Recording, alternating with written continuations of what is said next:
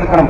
എന്ത് സംഭവിച്ചാലും ശരി ഞങ്ങൾ ജയിച്ചുകൊള്ളും എന്നുള്ള ചിലരുടെയൊക്കെ ധിക്കാരവും അഹങ്കാരവും നാടിന്റെ സമാധാനത്തെ കെടുത്തുമ്പോ സമാധാനത്തെ കെടുത്തിയാൽ ഞങ്ങൾ ഇവിടെ ഒരാൾക്കും വോട്ട് തരില്ല എന്നതാണ്. ഞങ്ങളാണെങ്കിലും വേറെ ഏത് പ്രസ്ഥാനമാണെങ്കിലും സമാധാനത്തെ കെടുത്താൻ നിന്നാൽ അതിന് ഞങ്ങളുടെ പിന്തുണ ഉണ്ടാവില്ല എന്ന് പൊതുസമൂഹം ഒരുമിച്ച് പറയുന്ന ഒരു കാലഘട്ടമാണിത്.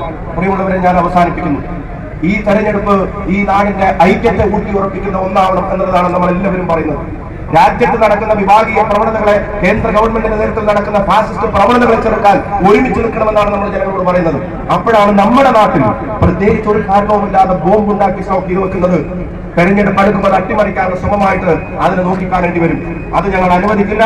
ഇവിടെ സമാധാനം പുലരണം, സമാധാനത്തോടെ തെരഞ്ഞെടുപ്പ് നടക്കണം, ജനങ്ങളുടെ ആവശ്യങ്ങൾ നിറവേറണം. ഒരു കാര്യം ഞങ്ങൾക്ക് ഉറപ്പാണ്, ഈ തെരഞ്ഞെടുപ്പിൽ ഈ ബോംബും വടിവാളും വെട്ടുമില്ലാതെ ജയിക്കാൻ കഴിയില്ലെന്ന ചിലരുടെ തിരിച്ചറിവാണ് ഇത്തരം അതിക്രമങ്ങളുടെ പിന്നിലെന്നുള്ള കാര്യം ഞങ്ങൾക്ക് ഉറപ്പാണ്. അതിന്റെ മുന്നിൽ ഞങ്ങൾ മുട്ടുമടക്കില്ല. ജനാധിപത്യ വഴിയിൽ